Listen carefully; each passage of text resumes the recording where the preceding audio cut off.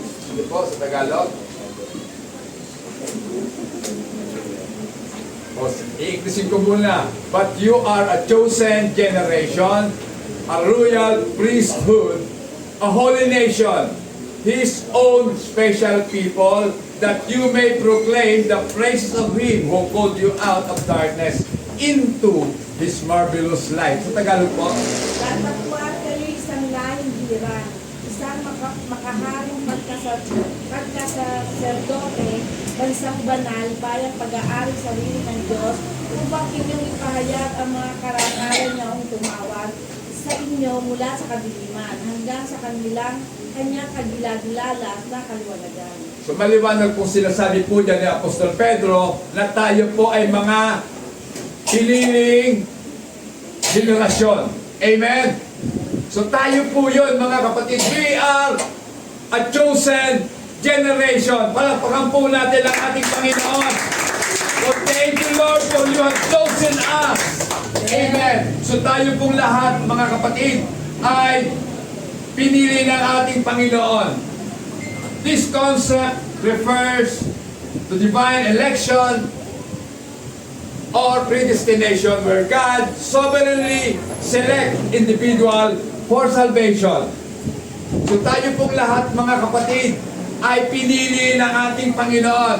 Dahil ang sabi nga po, bago pa man tayo ipinanganak, tayo po ay pinili na ng ating Panginoon. Dahil ang katotohanan, bago palikhain ng Diyos ang sanlibutan, tayo po ay Kanya nang pinili. So we are predestined mga kapatid na maging mga anak ng ating Panginoong Diyos. We are sovereignly selected individual. So, buong kapangyarihan na tayo po'y pinili ng Diyos. Alam niyo po ba mga kapatid, sa umagang ito po ang nais ng Diyos na atin pong malaman na tayo po ay Kanyang pinili. Amen. Tayo man po, di ba? Bago po tayo pumarito, namili din tayo ano kayang susuot kong damit. Di ba? Sa pagpili ba natin, pinakialman ba tayo ng ating kapitbahay? Hindi. Wala silang pakialam, ito ang gusto kong isusuot. Tama? Kaya ang Panginoon din, nung tayo pinili niya, wala dapat mangialam. Wala dapat mag-question kung bakit siya ang pinili mo. Bakit hindi ako? Wala tayong karapatan na manumbat sa ating Panginoon. Amen. Pinili niya tayo upang tayo po ay Kanyang iligtas. Pinili niya tayo upang ipahayag sa atin ang Kanyang layunin, mga kapatid. His purpose or covenant relationship based on His will rather than human merit. Tayo po mga kapatid, buong sikap na gumagawa talaga ng mabuti para makuha natin yung pabor ng ating Panginoon. Tama? Pero hindi po doon ang batayan ng ating Panginoon. Walang mabuting ginawa ang tao sa kanyang harapan.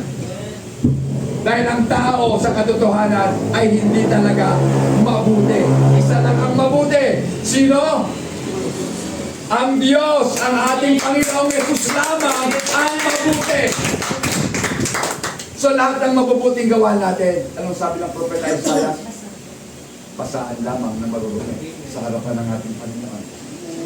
So, mga kapatid, at dahil nga po dito, tayo po ay iniligtas ng Panginoon at tayo po ay nagkaroon ng tinatawag na covenant relationship sa ating Panginoon.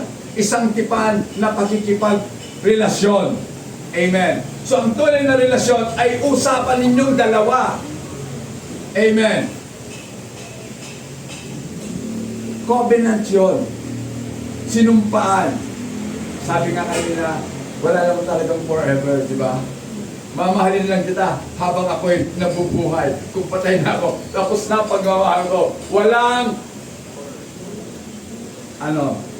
forever. Ang Diyos lang ang may forever. Amen? Kaya ang pagmamahal po natin hanggang sa buhay lang tayo. Pag nawala na yung mahal natin ng ating asawa, mahal ko lang siya habang nabubuhay ako. Pag patay na ako, tapos na pagmamahal ko sa kanya, tapos na ang usapan, tapos na ang kontrata. Amen? Diba? Nasa marriage contract yan eh. May kontrata kayong dalawa. Amen. So mga kapatid, dito po sa ating Panginoon, meron tayong forever. Minahal tayo ng Diyos, yun po ay forever. We are unconditionally loved by God. Pastor, unconditional? Oo.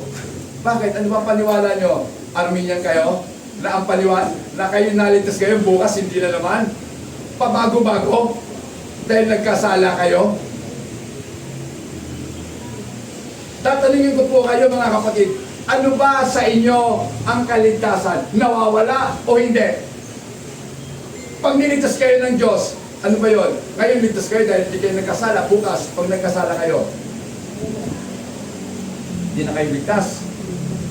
Ano to? Bawi-bawi? May bawian?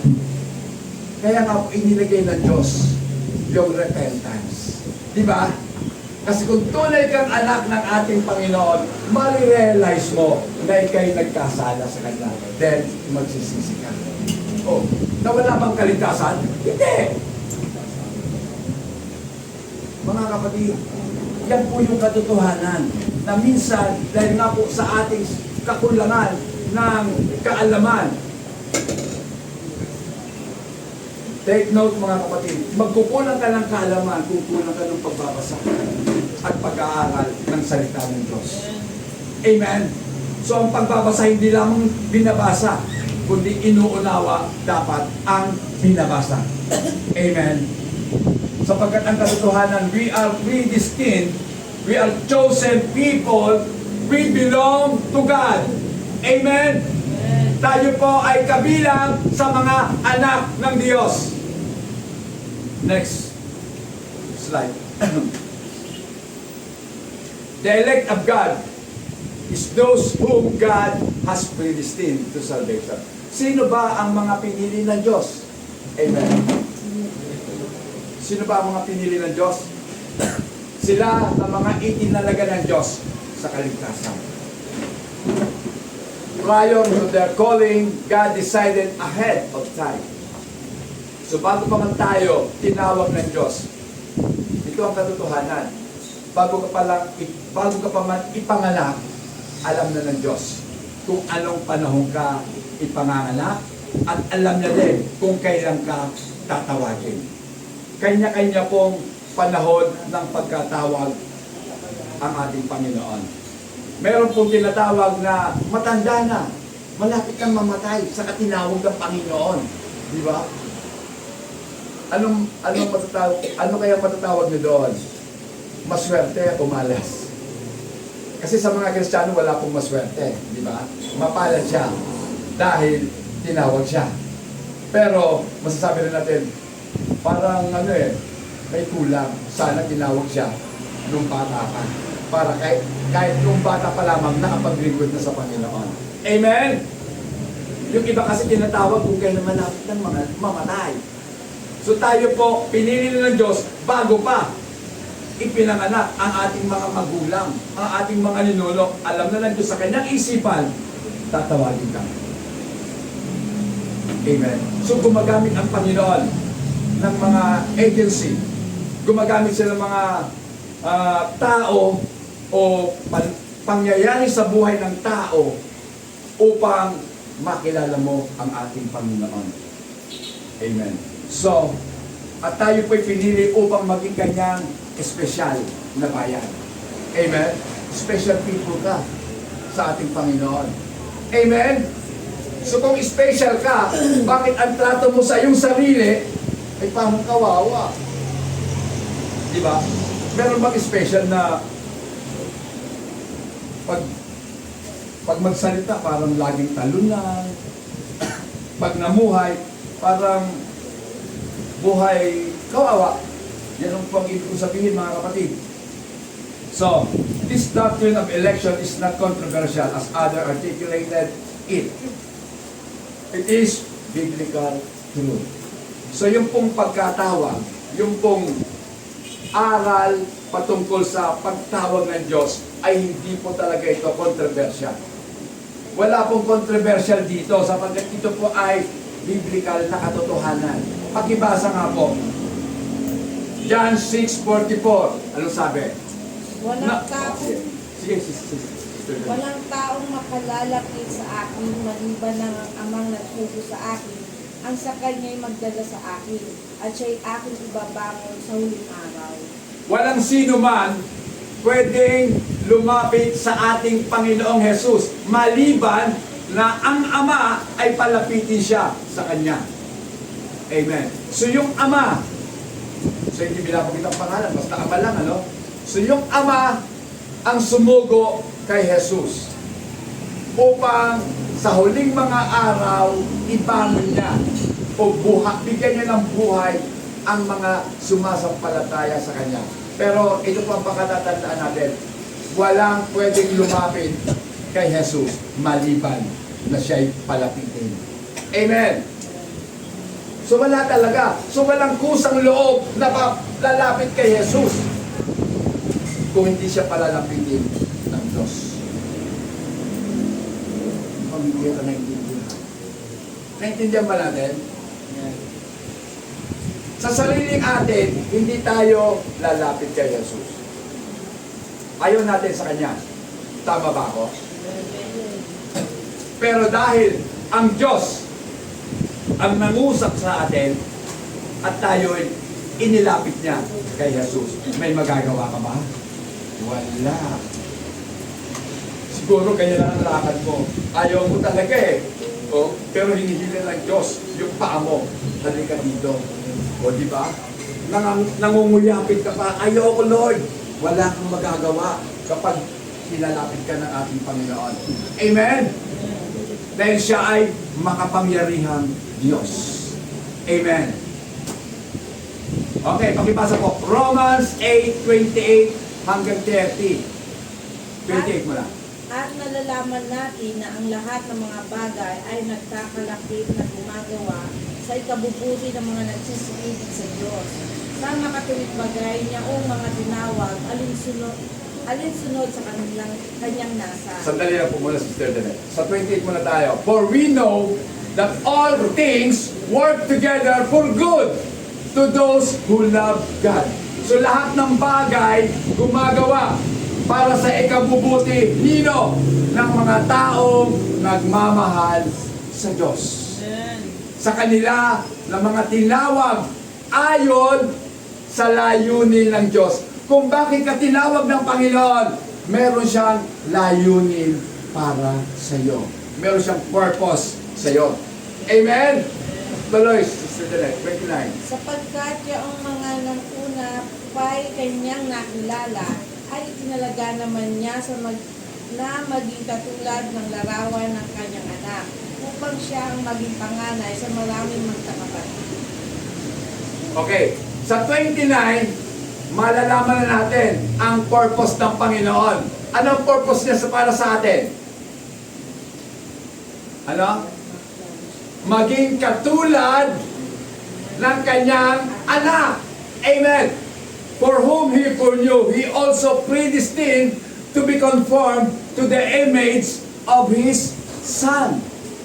So maging kawangis tayo ni Kristo. Yan po ang layunin niya. Mapababae ka man, mapalalaki ka man, maging katulad ka ni Kristo. So that He might be the firstborn among many brethren. Upang siya ang maging panganay. Diba? Ang magkakapatid. Magkakatulad. Tama ba? Hindi. Talaga. Hindi, magkakatulad tayo sa pag-uugali. Pwede sa itsura magkakaiba. Pero yung ugali natin, dapat magkakapareho. Kasi anak ka na ng Diyos. Nasa sayo na ang mabuting Diyos. Kaya dapat lahat ng anak ng Diyos gumagawa ng mabubuting bagay. Amen! Sapagkat si Kristo man, mabuti.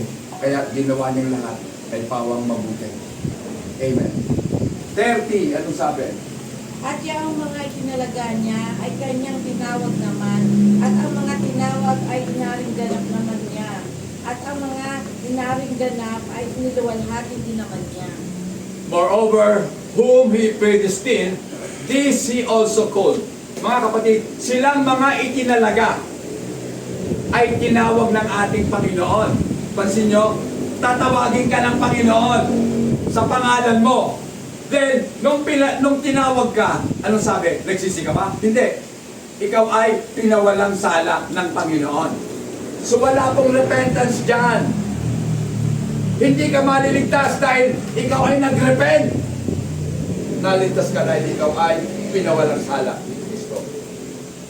Nung ikay ligtas na, doon papasok ang repentance, mga kapatid.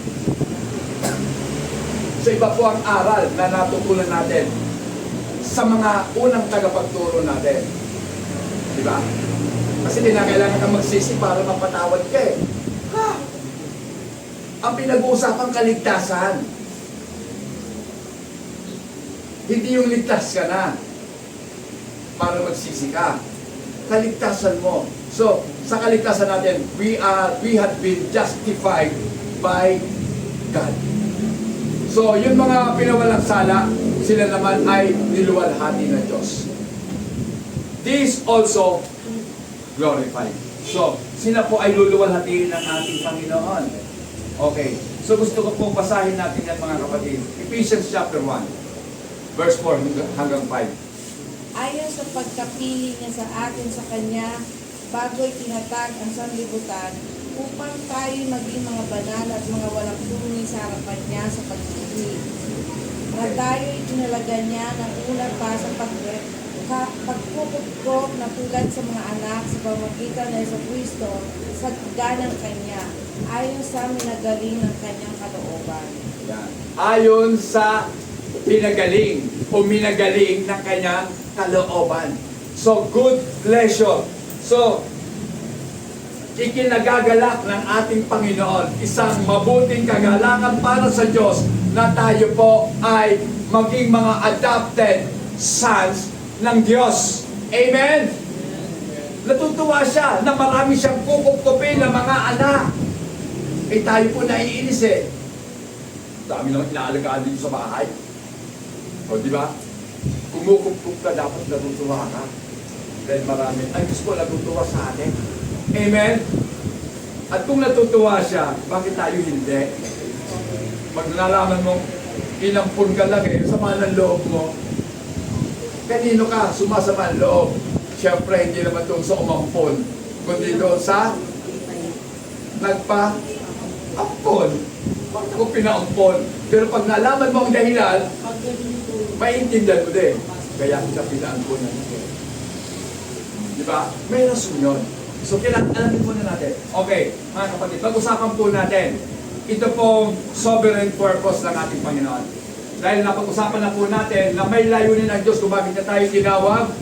So, buong kapangyarihan na tayo po ay binigyan niya ng layunin. Sovereign purpose. Election is based on God's kind intention and purpose. So, ang pagkapili po sa atin ay batay po sa kanyang mabuting intensyon sa atin. So, ano bang mabuting intensyon para sa atin? Tayo po ang lahat ay maging katulad ng kanyang anak na si Jesucristo. At ang layunin nga, mga kapatid, ay ito upang gawin po natin kung ano ang ginagawa ni Kristo nung siya'y nandito pa sa lupa. Amen. Not on human action or merit, biblical election is God's gracious choice. So, kung bakit po tayo pinili ng Diyos, ito po ay batay sa kanyang mapagbiyayang pagkapili sa bawat isa sa atin. So, gracious choice, mga kapatid. Hindi lamang namili ang Diyos, kundi buong kagalakan, kasi with grace eh. Diba? At buong awa na tayo pinili niya para iligtas. And divine purpose to at ang layunin po nito is to display upang ipakita ang alin, ang kanyang kaluwalhatian, ang kanyang awa at ang kanyang pagmamahal.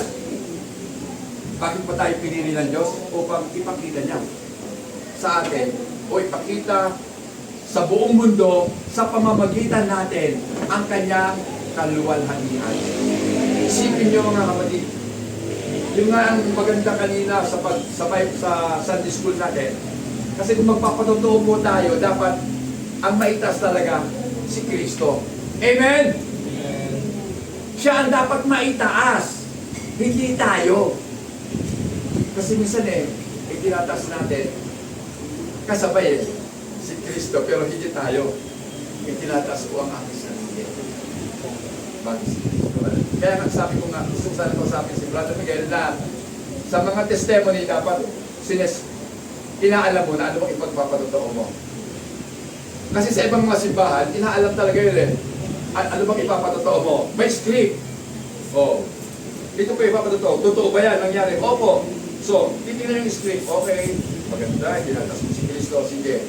Ikaw magpapatotoo. Kasi yung mga nakikita ko sa CCF, mga kapatid, pag ikaw ay magte-testify, meron kang kopya ng ano mo. Pero pangyayari sa buhay mo, ibig sabihin, inedit na lang nila. Na hindi ka dapat magmalaki, walang pagtataas ng sarili, kundi lahat para sa Diyos. So yun ang dapat. Kasi dapat po makita sa atin yung glory ng ating Panginoon. Amen? Pakita po sa buhay natin kung paano tayo kinaawaan ng Diyos. Sino ba tayo dati nung wala pa tayo sa Panginoon? At sino ka na ngayon nang ikaw ay nasa Panginoon? At doon makikita nila kung gaano ka minahal ng ating Panginoon. Diba, mga kapatid? So, next slide, mga kapatid. Yeah. Okay. It serves to sanctify believers, ensure the ultimate glorification, and fulfill God's God's redemptive plan in Christ. Amen. So,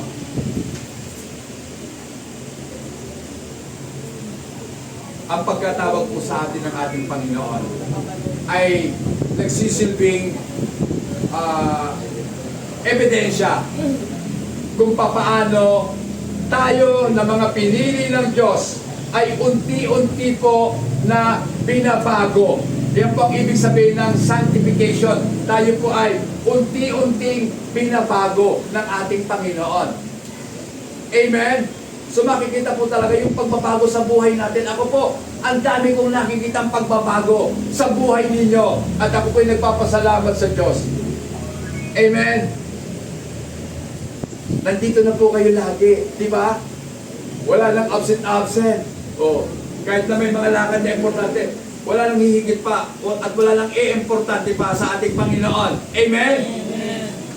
Meron ba bang hihigit sa Panginoon? Paano na lang yan? Ito nga po si Eric Liddell, tatakbo po siya. Olympic ito hawak niya ang record na pinakamabilis tumakbo. Pero nagkataon, araw ng linggo ang takbo. Sigurado na yon, gold medal siya. Kasi hawak niya ang record nun Kasi ang nanalo, nung hindi siya tumakbo, hindi umabot sa record niya. At least, kanya yon. Pero dahil nga mas mahal niya ang Diyos kaysa sa gintong medalya sa Olimpiada, hindi siya tumakbo. Paano ko naman yung Olympic medal kung ang Diyos na nagbigay ng buhay sa akin hindi malulugod sa aking ginawa? Amen? Diba? Paano na yun? Businessman ka, meron kang i-close deal, $1 million. Yun hindi peso. Pag peso na, mga 50 million peso. Sisiro lang sila. 50 million? Hindi ba laki yun? Pipit lang yun sa mga magnanakaw. Diba? Alam niyo mga kapatid, natutuwa nga ako Kasi madami ng pastor, nakikita na nila ang katotohanan sa ating bansa. Hindi pa ako namumulitika kasi nakikita ko din, salamat sa Diyos na buksan ang kanilang isipan.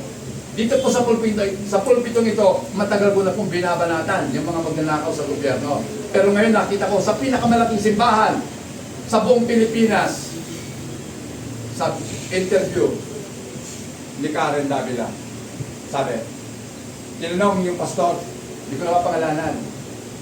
Ano po sa Singapore yan dati, pero Pilipino na siya. Businessman siya, sabi niya, ang tanong, ang Pilipinas ba, bakit naghihirap ng mga Pilipino? Sabi niya, ang Pilipinas hindi lang talaga mahirap mayaman tayo. Kanino kasalanan kung bakit tayo naghihirap? Sa mga nakaupo sa gobyerno. It is the sin, it is the mistakes of those in the government. Totoo naman talaga nasa gobyerno. Kasi, hindi lang milyon ang ninakaw, bilyon! Amen! Bilyon! At kung bibigyan tayo ng pera, kung papartihan tayo sa mga ninakaw nila, lahat tayo magkakaroon. Lahat ng Pilipino magkakaroon. Di ba? Pero ninanakaw lang ng ilan. At pero pag iba, ginagamit pang pangalan ng Diyos para magnakaw. Naniniwala ba kayo? Manini siya? Oo. Nako, mga kapatid, mahirap na. Lahat tayo, sabi ko nga, thank you Lord, dahil lahat ng tao mamamatay. Doon sa harapan ng iyong hukuman, walang makakapagsinungaling. Amen? Lahat magbabayad. Dito pinapabalik ko yung pera. Nagre-record ko para kami ang ninanakawan. O di ba? Ibabalik ko lang yung ninakaw mo, ninanakawan ka. Ibabalik mo nga lang eh. Diba? Mga kapatid, yan po ang kalakaran ng mundo. Pero ako po'y naniniwala, hindi sila pinili ng Diyos. Amen! Kasi,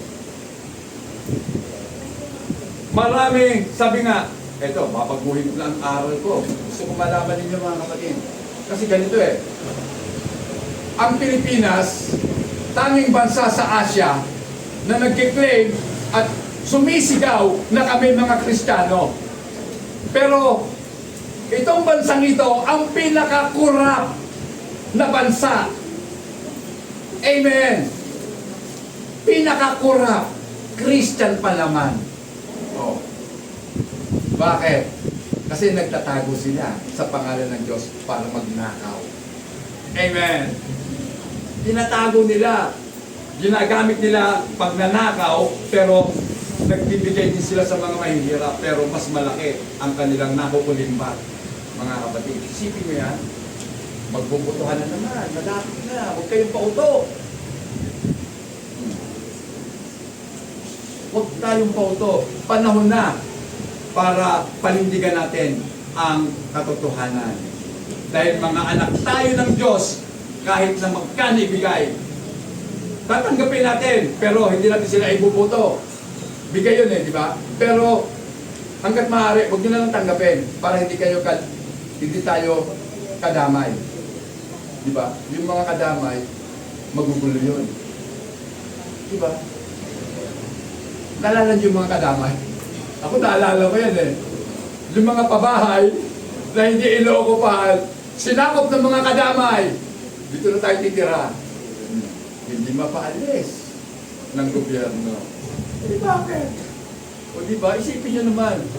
Ang gugulo talaga ng tao sa mundo. Pakuti na lang, tinawag ka ng Diyos. Hindi ka na kasali sa mga magugulo.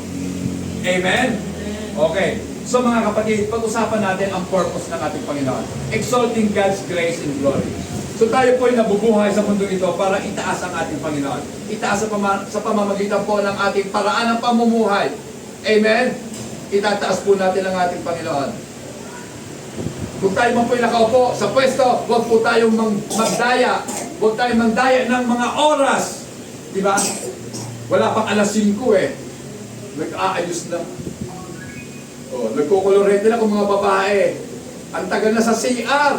Uy, wala pang alas 5 ah. Mag-aalas 5 din yan. Sa bagay, dati nung hindi pala ako Kristiyano, gawain ko rin yan. Pag wala pang alas 5, nakahanda na kami. Pagtunog gusto ng alas 5, paunahan na yan sa pantika. Tak, tak, tak, tak. O, uwi na. Parang dito rin sa simbahan, pagkatapos ng altar call, uwi na. O, diba? Pero sa ibang church, mga kapatid, ito lang yung pagkakataon nila. Nandito sila, nagkikwentuhan pa, bago umalis. Maraming ginagawa. Kaya, yung ibang church, alam niyo mga kapatid, plano ko na yan eh. Kung lumaki na tayo, meron tayo ditong pantry na tinatawag, pwede ka nang magkape-kape, o kaya, sige, kung anong gusto mo, uminom ka ng malamig na tubig, meron. O, may mga lamesa, kwentuhan muna bago mag-uwian. Diba? Aalis kayo, talagang masaya. Di ba? Nakapag-bilpan yung mga kaibigan na matagal na hindi nagkita. Okay? Isang linggo hindi nagkita, punong-puno po ng action yan. Okay. So, kinakailangan po, maitaas po natin ang biyaya ng Diyos at ang kanyang kaluwalhatian. Election to salvation is entirely of God's grace that which brings praise to His glory. Ephesians 1:6, pakibasa po. Sa ikapupuri ng kaluwalhatian ng kanyang biyaya na sa atin ay pinagkaloob ng sagana sa minamahal. To the praise of the glory of His grace. So dapat ang kapurihan para sa biyaya ng Diyos. At sino ba ang biyaya ng Diyos sa atin?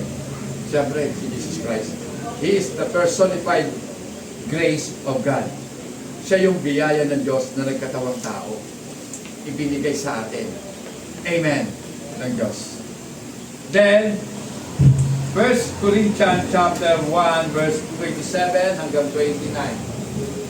Kundi pinili ng Diyos ang mga bagay na kamangmangan ng sanlibutan upang hiyain niya ang mga marurunong at pinili ng Diyos ang mga bagay na may hina ng sanlibutan upang hiyain niya ang mga bagay na malalakas. Okay na, dyan lang muna si Sister Janet. But God has chosen the foolish things of the world. So pinili po ng Diyos yung mga hangal, yung mga mangmang sa sanlibutan ito. Bakit? Upang ipahiya yung mga matatalino. Pinili niya ang mga mahihina upang ipahiya yaong mga malalakas. Diba? Nagtataka ka ba? Yung mga nakapag-aral, may mga titulo, abogado, inhinyero, pero hindi nakauunawa sa salita ng Diyos. Oo, nababasa nila ang salita ng Diyos. May paliliwanag nila ng simple, batay sa kanilang pagkaintindi. Pero ang mga anak ng Diyos, meron pang mas malalim na pakahulugan sa bawat salita ng Diyos. Dahil sila ay may espiritu ng ating Panginoong Diyos. At ang salita ng Diyos ay espiritu sapagkat ito ay nagbibigay ng buhay. 28. At ang mga bagay na mababa ng sanlibutan at ang mga bagay na hinamak at pinili ng Diyos. Oo, ang mga bagay na walang halaga upang mawalang halaga ang mga bagay na mahalaga. 29. Upang walang laman na Magmapuri. upang walang laman na magmapuri sa harapan ng Diyos. Amen. So, mga kapatid, ito po ang nakikita kong dahilan kung bakit ang ating kaligtasan ay gawa ng Diyos. Ginawa ng Diyos. Pinili niya tayo. Upang ang bawat isa sa atin na mga pinili, hindi dapat magmalaki. Dahil pinili ka lang ng Diyos. Hindi mo talaga pinagpaguran ang iyong kaligtasan. We are just chosen by God, mga kapatid. Pero sa kabila nito, masaya tayo kasi nakita po natin kahit wala tayong kwenta, pinili tayo ng Diyos. Binigyan tayo ng pagpapahalaga. Amen? Amen. Higit pa sa kanila na mga titulado at mayayaman at mga gwapo pa daw at magaganda. Oh. Di ba mga kapatid, upang ang sino man ay hindi dapat magmalaki sa harapan ng Diyos. Haharap tayo sa Diyos, lahat na kayo ko. Amen. Lahat nagpapatira pa sa kanyang paanan sapagkat tayong lahat ay hindi worthy para sa kaligtasan, mga kapatid. Amen.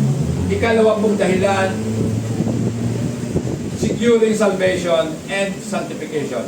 Tayo po'y tinawag ng Diyos upang tayo po ay maingatan sa ating pong kaligtasan at mabago ang ating pong mga buhay.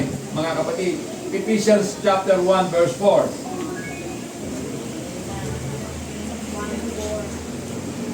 Ayon sa pagkapili niya sa atin sa Kanya, bago itatag ang sanlibutan upang tayo maging mga banal at mga walang dungis sa harapan niya sa paligid.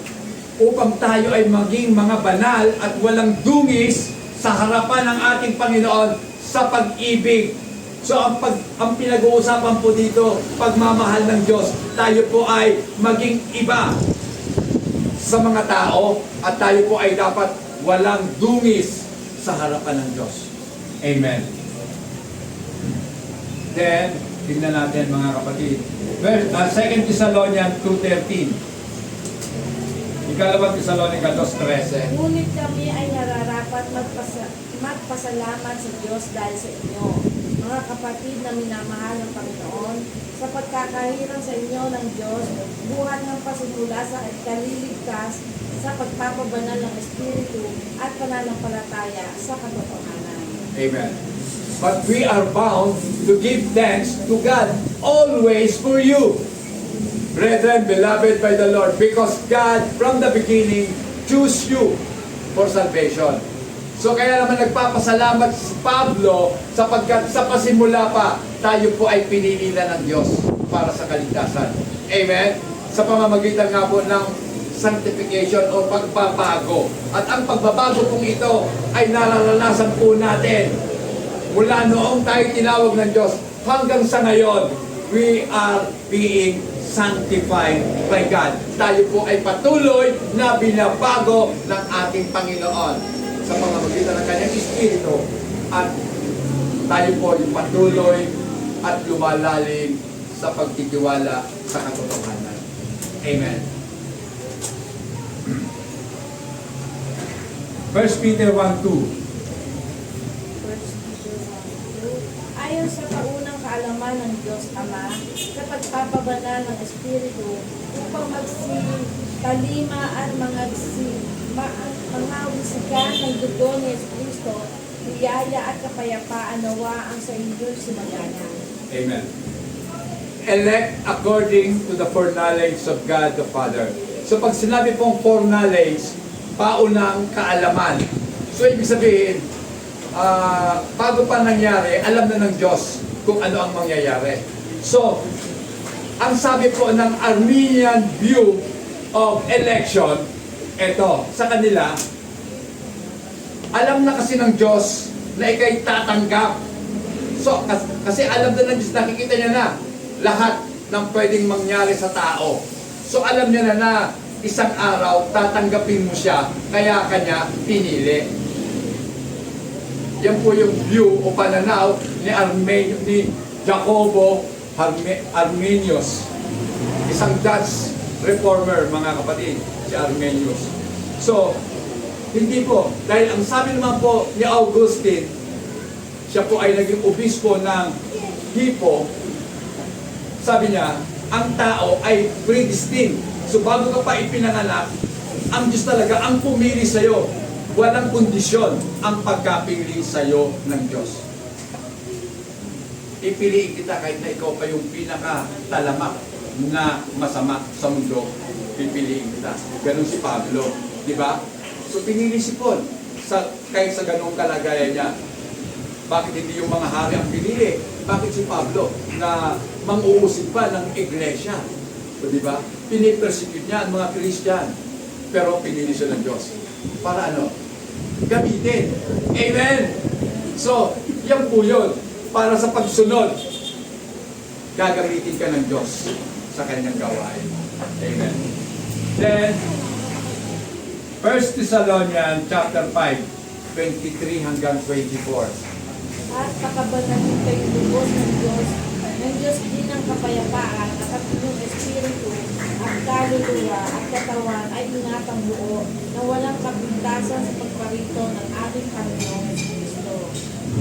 Tapat siya kung sa inyo'y tumatawag, naggagawa naman ito.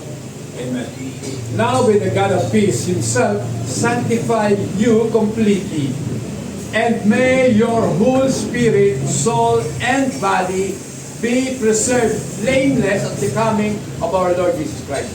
Mga kapatid, dito po ay pinakikita sa 1 Thessalonians chapter 5 verse 23 na ang tao po ay binubuo ng tatlong sangkap: Espiritu, kaluluwa, at katawan. Spirit, soul, and body. So dito po pinipreserve yan na maging blameless, na walang dungis hanggang sa dumating muli ang ating Panginoong Jesucristo. 24, He who calls you is faithful. Siya na tumawag sa iyo ay tapat at gagawin niya. He will also do it. Kung ano ay mga pangako niya, gagawin niya sa atin. Amen. Di ba? So mga kapatid, ito yung pampalakas ng ating kalooban. Kahit ngayon, hirap na hirap ka, punong-puno ka ng mga struggle sa buhay. Pero pangako ng Diyos, dahil siya'y tapat, gagawin niya ang kanyang mga sinabi. Ang kanyang mga pangako, tutuparin ng ating Panginoon. Number 3, motivating ministry and evangelism. So, ang layunin po ng Diyos sa pagkatawag sa atin upang tayo po ay ma-motivate sa paglilingkod at sa evangelism. Election encourages believers to share the gospel.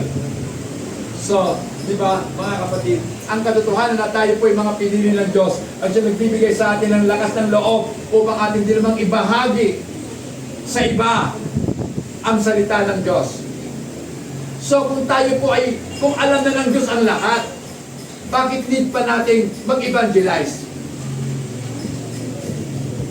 Di ba tama din naman yung kanyang proposition? Kung alam na ng Diyos ang lahat, kung ililigtas niya ang lahat, bakit pinakailangan niya pa o pinakailangan pa nating magbahay-bahay para ibahagi ang salita ng Diyos? Alam niyo mga kapatid, alam ng Diyos ang lahat. Tayo, alam ba natin? Hindi. At ang alam lang natin, ang paraan ng pagtawag ng Diyos sa tao ay sa pamamagitan ng salita niya.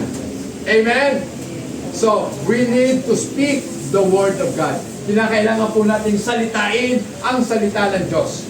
Ibahagi, i-share ang gospel sa mga tao. Dahil kung anak sila ng Diyos, sila ay tutugon sa panawagan ng Diyos. At ang sabi ng Panginoon, ang aking mga tupa nakikinig sa aking mga tinig. Amen? So kung pa sila ng Diyos, masisave sila. Amen? At ito na yung tinatawag na, ito na yung oras nila para tawagin ng Panginoon. Susunod sila sa ating Panginoon. Diba? First time na marinig ko salita ng Diyos, naniwala ka agad ako eh. Nagpapaptize na kaagad ako eh. Wala nang tanong-tanong, hindi ko pala intindihan bakit kinakailangan bautismo ng tao. Dahil sinabi ng pastor, kinakailangan mong mabaptize, baptize na agad. May sakit pa ako nun, mga kapatid. So yun po yung pagkatawag sa akin ng Diyos. Noong gabi yun, sabi ko, kahit mamatay na ako, kasi di pa rin nawala yung sakit ko eh. Kahit mamatay na ako, masaya na ako, kasi nakilala ko na ang pinanggalingan ng buhay ko. Amen? Masaya ako. Natulog ako, masaya. Pag-isip ko, wala na ang lagnat ko. Amen? Di ba? Pero uminom pa rin ako ng isang gamot na lang. Yun na lang ang natitirang gamot sa lagayan ko ng gamot. Isang gamot na lang. Isang paracetamol na lang. Kinaumagahan, magaling na. Praise God. Di ba? So, isipin nyo, ito ba'y aksidente lang na ako'y nabautismuhan, tapos gumaling na ako, at ako'y naniwala sa Panginoon? Hindi. Hindi aksidente yun. Plano ng Diyos yun, na ako'y tatawagin niya. Kung hindi ako tinawag ng Diyos, alam ko kung sino ang magiging pastor niyo. O, di ba? So, tinawag ako ng Diyos, nandito yung aking mga anak, nandito yung aking asawa. Silang ebidensya na ako'y tinawag ng Diyos. Amen? At narito kayong lahat. Amen. So, napakabuti po ng Panginoon. Amen. So, hindi lang po ina-encourage na magkatawag sa atin ang bawat isa sa atin, kundi tayo po ay binigyan niya ng unawa na ang lahat ng tao ay lalapit sa Diyos kapag napakinggan nila ang salita ng Diyos. Kung tupa sila ng Diyos, sila ay tinawag ng ating Panginoon. Pakibasa po, Acts 18:9-10. At sinabi ng Panginoon kay Pablo ng gabi sa pangitain, huwag kang matakot, kundi magsalita ka, at huwag kang tumahimik. Sapagkat ako'y sumasa iyo, at sino may hindi ka madadalurong upang saktan ka, sapagkat makapal ang mga tao ko sa bayan ito. Ganito kasi si Pablo eh. Kung siya tinawag na ng Panginoon, parang may takot siya. Meron siyang pag-aalinlangan na i-share ang gospel. Pero nangusap sa kanyang Panginoon. Now, the Lord spoke Paul in a night by a vision. So sa isang pamitay, nangusap ang Panginoon kay Pablo. At ang sabi sa kanya, do not be afraid. But speak and do not keep silent. Huwag kang manahimik, Pablo. Magsalita ka. Amen? So tayo pong lahat dito, dapat huwag manahimik. I-share natin ang mabuting balita ng ating Panginoon. Palakpakan natin ang ating Panginoon. Ano natutuwa? Sabi ng Panginoon, don't be afraid, but speak. Do not keep silent. Huwag kayong manahimik. At ang sabi ng Panginoon, for I am with you. Diba? Ang pangako na siya, ako'y kasama mo. Bakit ka matatakot? E ano ngayon kung tanggihan ng Ebanghelyo? E ano ngayon kung saktan ka ng sinasyaran mo? Bago ka niya saktan, sinaktan niya na muna si Jesus. Amen? Yan po yung totoo, mga kapatid. Sasaktan ka, papatayin ka pa nila eh. Pero bago ka nila patayin, pinatay na. Dahil kung ano man ang ginagawa nila sa iyo, ginagawa nila kay Kristo. Minura ka nila, hapagan sila ng Diyos.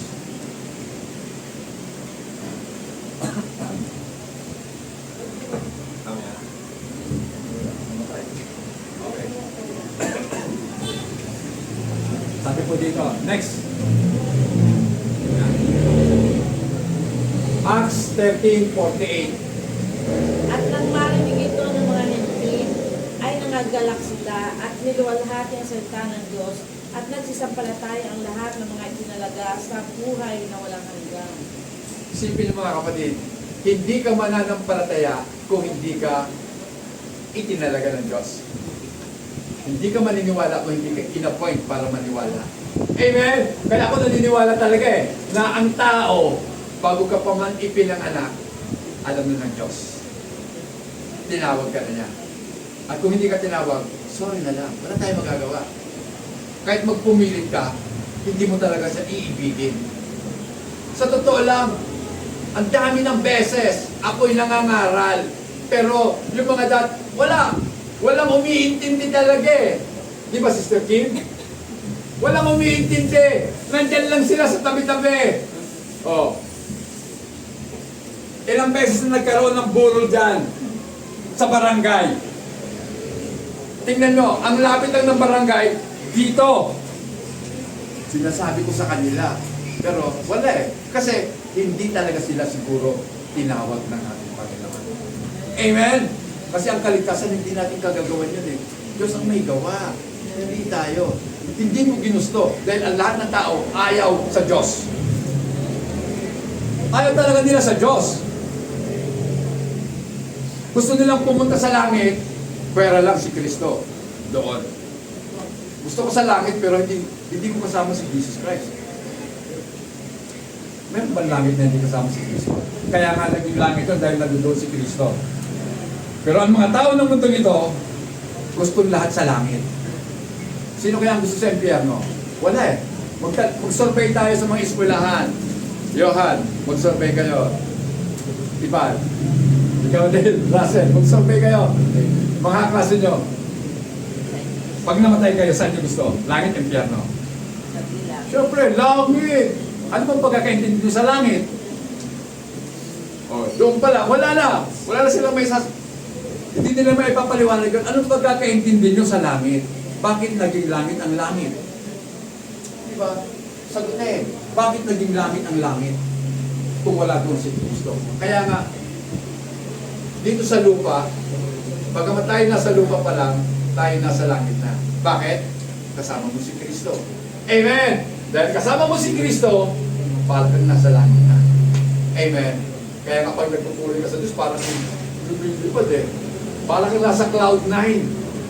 Hindi mo na kinakailangan pumunta ng Antipolo para makarating sa cloud 9. Alam niyo ba yung cloud 9 sa Antipolo? Nakapunta na kasi ako doon eh. Maganda doon kung may pera. Amen.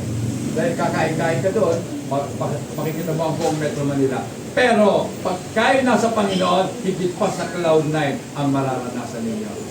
Next po. Yeah. Fostering humility. Tinawag tayo ng Diyos para tayo ay matutong magpakumbaba. Election humbles believer. Sa pagkaalam natin na tayo tinawag ng ating Panginoon, di ba? Para bang wala ka talagang pwede ba ipagmalaki. Kaya ka naligtas, kaya ka nakarating sa iyong kinalalagyan dahil tinawag ka ni Kristo. So kaya nga po lahat ng kapurihan sa ating Panginoon, nawawala po yung pagiging mayabang natin. Okay, pakibasa. Ephesians 2:9. Ano sabi? Hindi sa pamagitan ng mga gawa upang ang sino man ay huwag magpapuri. So tayo po inaligtas, hindi sa pamamagitan ng ating mga ginawa, kundi tayo po inaligtas sa biyaya ng Diyos sa pamamagitan ng pananampalataya. Kaya hindi tayo dapat magmapuri. Walang magyayabang sa atin. Kaya ako naligtas kasi nagbigay ako sa simbahan. Nagbigay ako ng 25 million. Kaya nakapagpatayo ako ng simbahan malaki. Dahil binigay ko yan. So nagyayabang ka ba? Ang iglesia ng Panginoon, mananatiling iglesia kahit wala ka. Amen. Okay, sunod. 2 Timothy 1:9. Na siyang sa atin ay nagligtas at sa atin ay tumawag ng isang banal na pagtawag. Hindi ayon sa ating mga gawa, kundi ayon sa kanyang sariling akala at biyaya na ibinigay sa atin kay Kristo Jesus buhat pa ng mga panahong walang hanggan. Ibinigay sa atin buhat pa ng mga panahon walang hanggan. Isipin niyo mga kapatid, ibinigay na sa iyo sa pasimula pa lamang ng walang hanggan. Sa iyo na yon. Amen. Kaya nga lang nagkaroon ng fulfillment nung tinawag ka na ng Panginoon.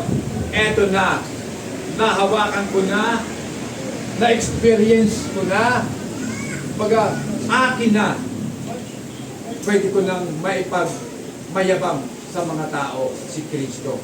So mga kapatid, hindi ko sinabi na ipagmayabang ang sarili ko, kundi ipagmayabang ko si Kristo sa mga tao. Amen?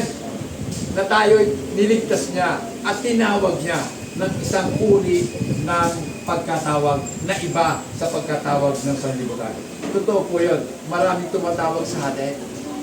Amen? Minsan hindi nga boss ang pantawag eh. Urge. Kumbaga, hinihikayat ka lang. Hindi talaga tumatawag. Yung pang cellphone nagsasalita sa'yo. Hawakan mo ako. Buksan mo ako. Oh, hindi. Pero tayong lahat ay nakakarinig ng mga tawag. Pero ano bang tawag ang pinapansin natin? Kaninong pagtawag ang binibigyan natin ng pagpapahalaga? Yung tawag ng ating Panginoon. Kaya nga po, holy calling yun eh. Kakaiba at banal na pagkatawag. Not according to our works. Tinawag tayo, hindi dahil sa ating mga mabubuting gawa, hindi dahil sa mabuting tao ka. Dahil sa totoo, hindi ka mabuting tao. Lahat tayo ay masama. Lahat tayo masama. At dahil sa kasamaan natin, tayo po ay mga makasalanan. Nakagagawa tayo ng kasalanan. Kaya, may mali na naman sa mga sinasabi ng iba. Namamana daw yung kasalanan. Hindi namamana ang kasalanan. Ang namamana yung kasamaan. Dahil kung namamana, bakit ko naman mamanahin yung kasalanan ng tatay ko? Kasalanan niya yun eh. Di ba? Pero yung bunga ng kasalanan ng tatay ko, naging masama siya, yun ang mamanahin ko, pagiging masama. O di ba? Ako kaya ko pong ipaliwanag yan. Na ang namamana, hindi kasalanan, hindi yung kasamaan na dulot ng kasalanan. Okay. Saan pa ako? 2:9. Ephesians 2:9. Ay! 1 Corinthians 4:7 pala. Sapagkat sino ang gumawa na ikaw ay matangi at anong nasa iyo na hindi mo tinanggap. Ngunit kung tinanggap mo, ay bakit mo ipagmamapuri na tulad sa hindi mo tinanggap. Kung lahat ng bagay sa mundong ito ay tinanggap lamang natin, bakit tayo nagmamapuri? Bakit tayo nagmamagaling? Bakit tayo nagmamalaki? Bakit tayo nagyayabang na tayo mayaman? Nung ipinanganak ka ba, may dala ka ng kayamanan? Wala! Lahat tayo ipinanganak, walang dala. Wala kang ang damit eh. Amen. Wala ka pang ang ngipin. Wala ka pang ang buhok minsan. O di ba? May mga ipinangalan talaga walang buhok. Pero habang lumalaki na siya, nagkakabuhok na siyempre. Pero yung iba naman, ang lago na kagad ng buhok, balbasarado pa, bata pa lang. O kapapangalan pa lang. Pero wala akong nakitang bata na ipinanganak ng ngipin na. Wala. So, wala. Kaya hindi tayo dapat magmalaki. Kasi lahat ng bagay, tinanggap lamang natin. At tayo nga po, ay hindi dapat magmalaki sa iba. Kasi lahat naman tayo ginawa ng Diyos. Amen? So, lahat ay ginawa ng Diyos. Kaya nga po, dapat makita sa atin yung kagandahan ng pagkakagawa ng Diyos. Dapat yung buhay po natin, i-maintain natin, i-enrich pa natin kung maaari. Kumbaga, pagyamanin pa natin ang buhay natin. Hindi ko ibig sabihin na kinakailangan maging mayaman tayo. Pagyamanin. Pagbutihan mo ang pamumuhay. Pag-igihan ang buhay, mga kapatid. Huwag tayong mabuhay na parang mga hangal. Bahala na ang bukas. Ha? Para ano pa, binigyan ka ng Diyos ng isip, kundi para magplano. Diba? Planuhin mo kung ano magagawin mo. At sa mga plano mo, isang bunin mo sa ating Panginoon. At siya ang magdadirect ng buhay mo. Amen? Isang bunin lang din natin. Next. The chosen ones. Ito na yon, mga tinawag. Yan. The elect of God. Ngayon, makikita po natin dito. Sa John 6:44, pakibasa po.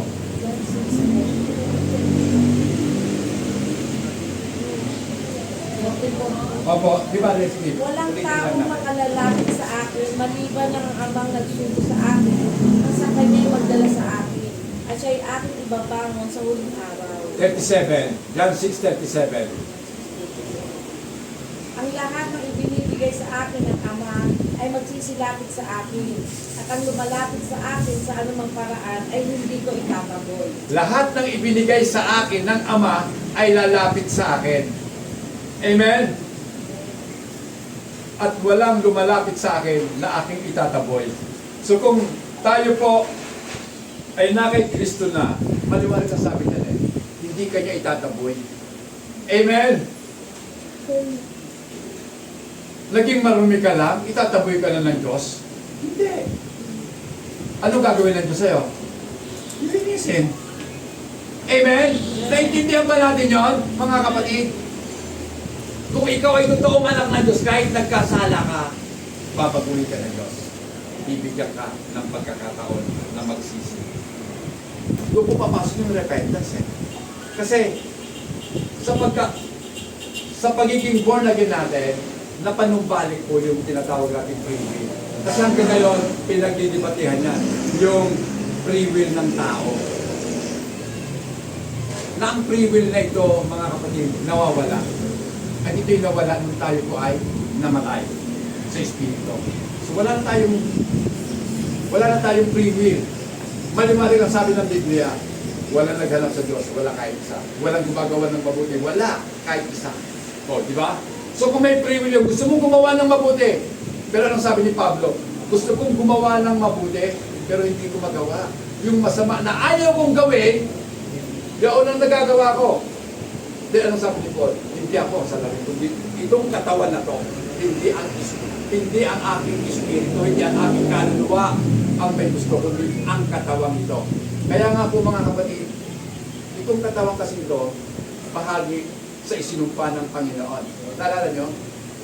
Isinumpa ng Diyos ang lupa. Di ba ang katawan natin galing sa lupa, kasama ito sa sumpa. Kaya nga nagkakasakit, di ba? Namamatay. Tama, namamatay ang katawan, pero ang kaluluwa hindi. Amen. Okay. Then, saan ba ako? John 15:16, pakibasa po. Ako'y hindi ninyo hinirang, ngunit kayo'y hinirang ko, at aking kayong inihalan upang kayo magsiayon at magsipagbunga at upang manatili ang inyong bunga upang ang anumang inyong hingin sa Ama sa aking pangalan ay maibigay niya sa inyo. You did not choose me, but I choose you and appointed you that you should go and bear fruit, and that your fruit should remain, that whatever you ask the Father in my name, He may give you. So tayo po ay hindi pumili sa Diyos. Tayo po ang pinili ng Diyos. Maliwanag yan. You did not choose me, sabi ni Jesus Christ. Hindi ninyo ako pinili. Ako ang pumili sa inyo. Amen? Palakpakan natin si Jesus Christ. Amen. Pinili tayo. Amen. Woo! Ano bang nakita ni Jesus sa atin? Bakit na tayo pinili? Diba? Siguro nakita ni Jesus, itong bobo na to, gagamitin ko para ipahiya yung mga matatalino. Itong pangit na to, tatawagin ko para ipahiya yung magaganda daw. Kasi hindi nila alam ang katotohanan. Sa harapan ng Diyos, lahat tayo maganda. Walang pangit sa kanyang ginawa. Iba-iba ang maganda, hindi pare-pareho. Tama? Tingnan nyo na lang, maganda ang daliri natin. Di ba? Kasi, hindi para-pareho ang haba, hindi para-pareho ang laki. Di ba? Ano kaya kung para-pareho, maganda? Pero bakit may mga simbahan na gusto para-pareho ang damit natin? Yun lang ang malaking katanungan ko, malaking question mark yun. Sa mga nagpapatupad na para-pareho tayo dapat ng damit. Nakakatawa, no? Bulaklak man, hindi magkakapareho. Kaya pag tinignan mo, iba ang rosal, iba ang dahlia, iba ang sampagina. Iba-iba. Mas maganda tingnan. So, mga kapatid, different perspective of election. Doon na tayo. At time na. Okay. Different, iba't ibang pananaw patungkol sa pagkatawag ng Diyos. So, ito na po yun. I-discuss ko lang po yung Augustinian view. Ito po yung pananaw po ni Augustine na taga-Hippo, mga kapatid.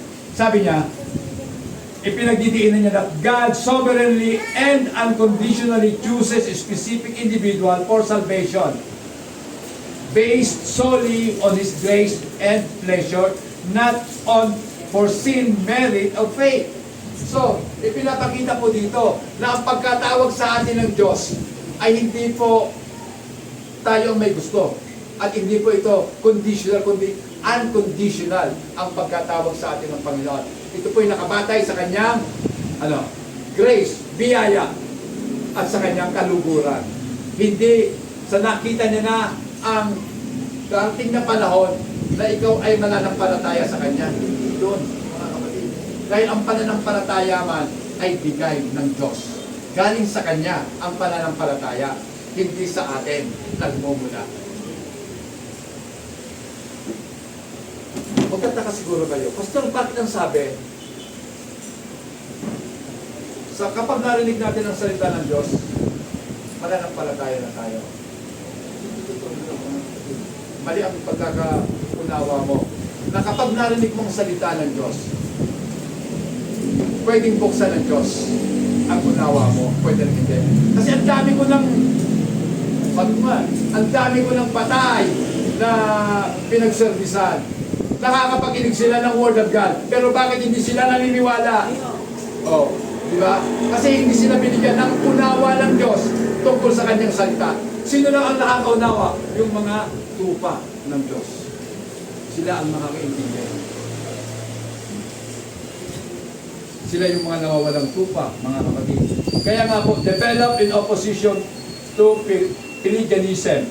Si Pelagian, o si Pelayo, mga kapatid, siya rin po ang nagsasabi na sa kanya, ang tao ay, sa kaligtasan ng tao, ang tao po ay merong ambag. Para bagang si Arminius, mga kapatid, may ambag ang tao. Sabi ni Arminius, mga kapatid, Siya po ay nanghahawakan na ang pagkapili ng Diyos sa tao para sa kaligtasan ay conditional base sa naunang kaalaman ng Diyos na ikaw ay tatanggap sa Kanya pag tatanggapin mo si Kristo sa pamamagitan ng pananampalataya, kaya ka tinawag. Hindi yun ang totoo. Tinawag ka niya, wala ka pang alam patungkol kay Kristo. Doon pa rin nagpapaumpisa ang pagkakilala mo kay Kristo after natawagin ka ng Diyos. Kasi, meron ba namang patay na matututo? Mayroon bang patay na tinuturuan? Siyempre, hindi siya nakakaintindi. So, makakaintindi ka lang kapag nabuhay ka na. So, ang tawag po doon, regeneration. Tayo po ay kinakailangan bigyan ng panibagong buhay na galing sa Diyos. At kapag ang buhay na galing sa Diyos ay nasa sayo na, maiintindihan mo na ang mga bagay patungkol sa Diyos. Matutuwa ka na sa salita ng Diyos. Amen! Yan po yung palatandaan na ikaw ay anak ng Diyos kung natutuwa ka sa salita ng Diyos. Amen? Natutuwa ba tayo? Amen. Ako nakikita ko sino mga natutuwa dyan. Amen? Masaya talaga. Kung ako nga tuwang-tuwa sa salita ng Diyos, inaalala ko lang kayo baka sabihin, "Pastor naman oras na may lakad pa kami." May lakad tayo. Huwag kayo mag-alala. Para pareho tayo may lakad. Okay. So, hina-highlight po dito, yun, mga aral po na ang biyaya ay ibibigay lamang doon sa mga tao na pinili ng Diyos. Yan. So, okay. Nagpasalan natin si Arminius, mga kapatid. Dito na tayo sa salvation is a cooperative effort. So, kasi may dalawa pong pag-aaral, may dalawa pong school of thoughts. Una, monergism. Ano yung monergism? Isa lang ang pinaniniwalaan. Itong kumbaga, ang kaligtasan sa monergism ay gawain po ng Diyos ang pagliligtas. Diyos ang gumawa. Sa synergism, yan, synergism, ito po ay cooperative. Para bagang nakipag-cooperate ang tao sa Diyos. Tinawag ka ng Diyos, then nanampalataya ka sa Diyos. Yun yan. Okay. So, di lumalabas mga kapatid na ang ating pong kaligtasan, kung ang ating pinaniniwalaan ay si Arminius, kaya tayo naligtas dahil naniwala tayo sa ating Panginoon. Nagkakaintindihan. Iba po yung doon sa kaya ka niligtas ka ng Diyos, kaya ka naniniwala sa Diyos. Iba po yung doon sa kaya ka iniligtas kasi naniniwala ka sa Diyos. Magkaiba yun, mga kapatid. Naligtas ka, kaya ka naniniwala sa Diyos na nagligtas sa'yo. Hindi yun sa kaya ka naniniwala ka dahil iniligtas ka ng Diyos. Tama ba? Ako rin mismo naguluhan na. Okay. Naniniwala ka na ang Diyos ang nagligtas sa'yo. Yan. Yan po yun. Sa monergism.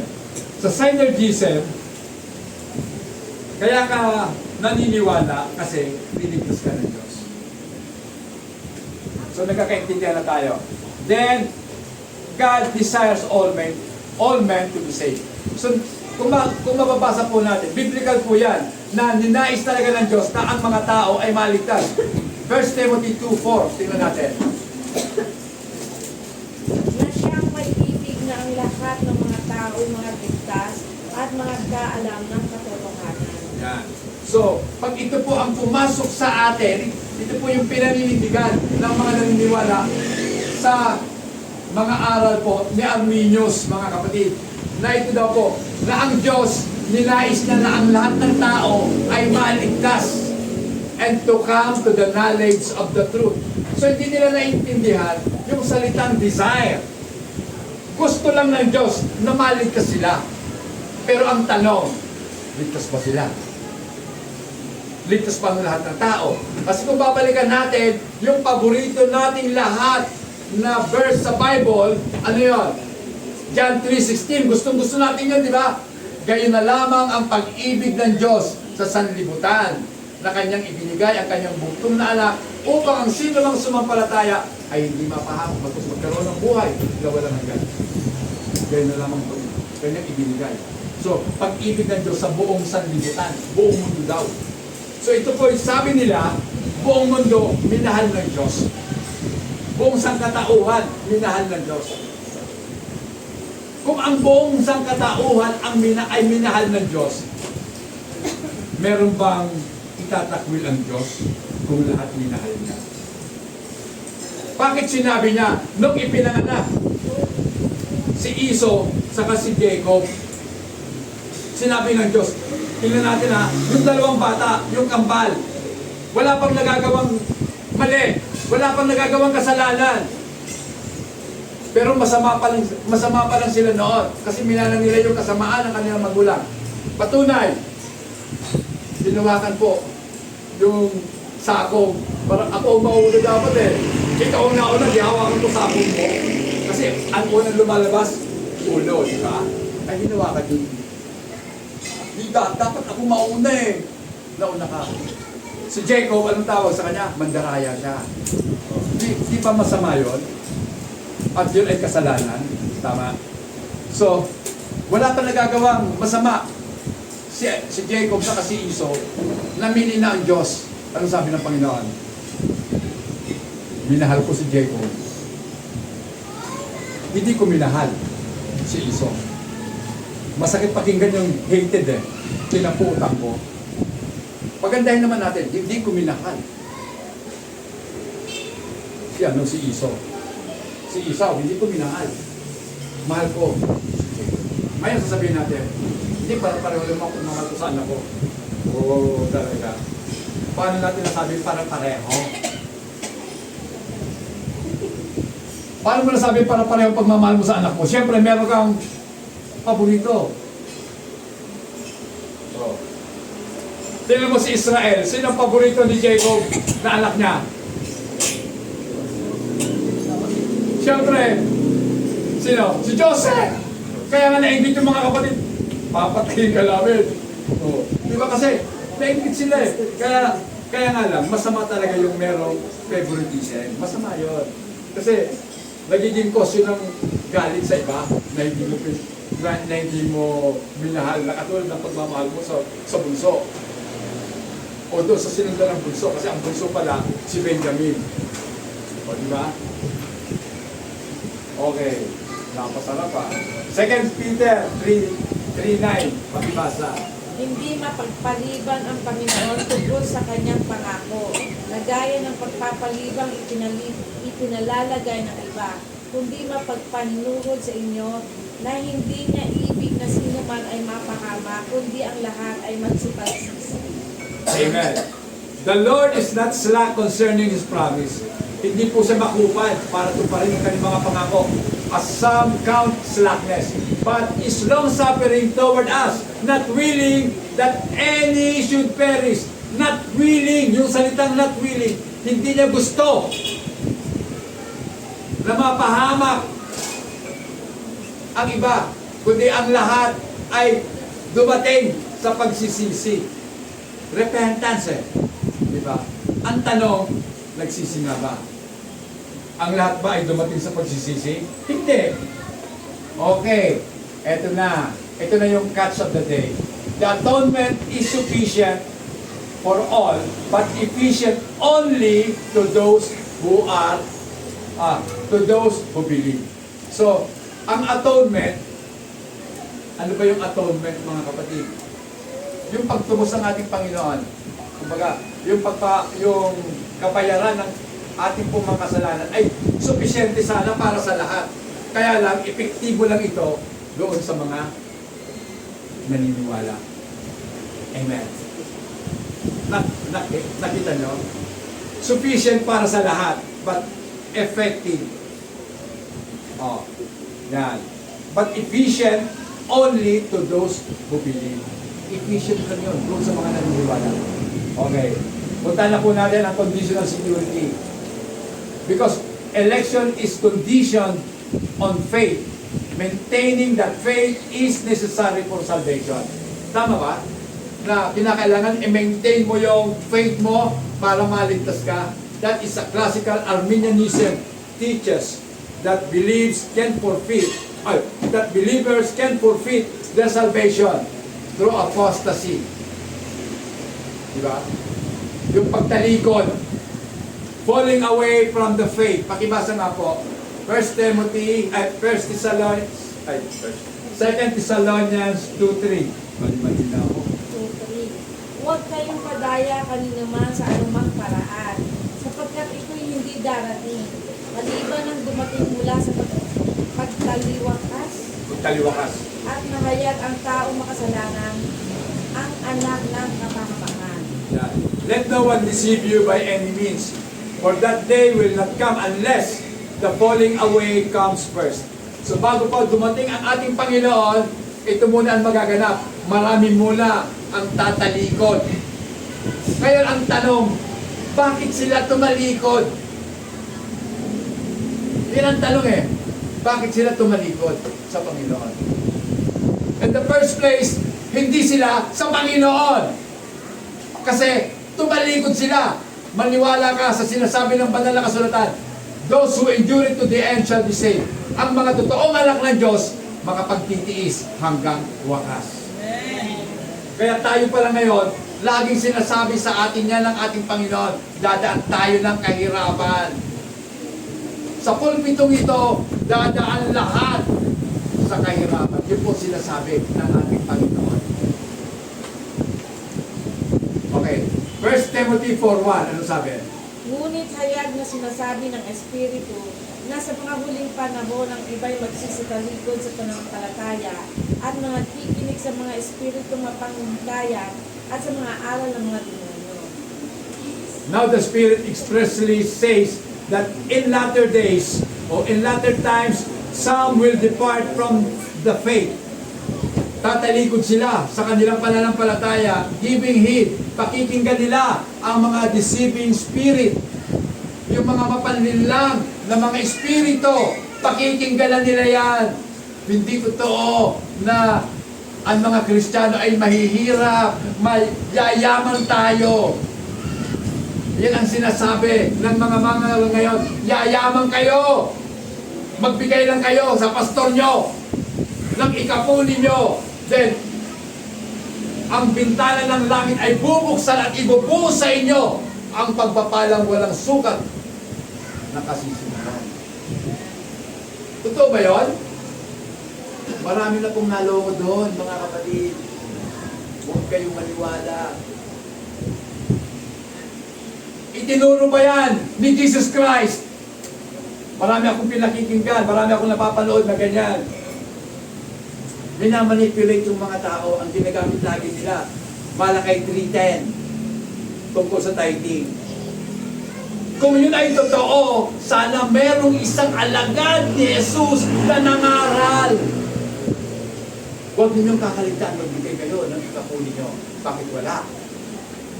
Pinangaral ba ni Pedro? Pinangaral ba ni Pablo? Tandaan nyo, si Melchizedek, hindi sinabihan si Abraham, magbigay ka Abraham ng ikapo.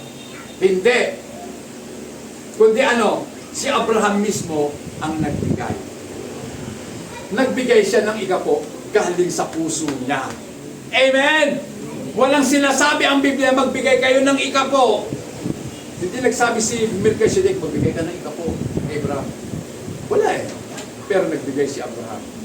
Paano niya naisip yun? Puso niya ang nagsabi. Kaya magbigay kayo sa Panginoon ayon sa ipinasya ng inyong mga puso. Amen! Yun po yung aral doon eh.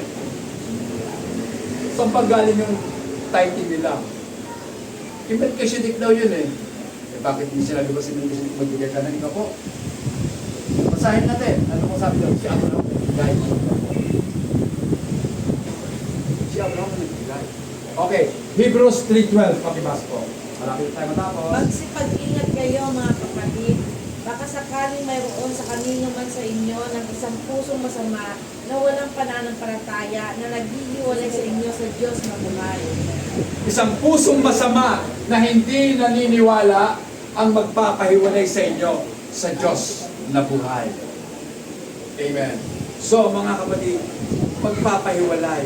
Ibig sabihin, ang totoo, even the elect ay pwedeng madaya. Pero ako'y naniniwala na ang mga pinili hindi kailanman madadaya.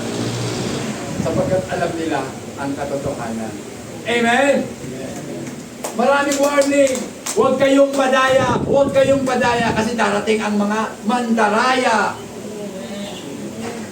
Alamin natin, tayo nasa huling panahon na. Amen?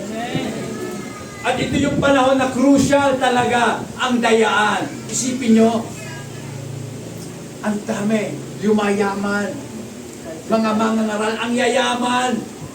Oh. Mga kapatid, hindi ako sa naiingit sa kanila. Bakit ako maiingit doon? Dahil alam ko ang katotohanan. Yung kayamanan nila, iiwanan lang nila. Conclusion na tayo mga kapatid. This teaching aims to highlight God's sovereignty, mercy, and the unmerited nature of being chosen.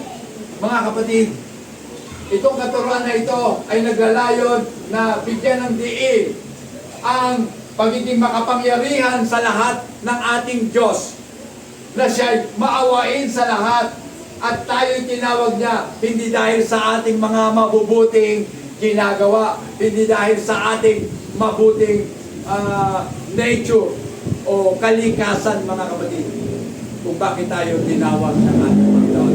Tayo'y tinawag niya sapagkat siya'y nahabag sa atin. Amen. Kaya purihin natin ang Diyos sa kanyang kabutihan, sa kanyang kahabagan, sa kanyang lahat ang kapurihan at kaluwalhatian magpakailanman. Amen. Amen.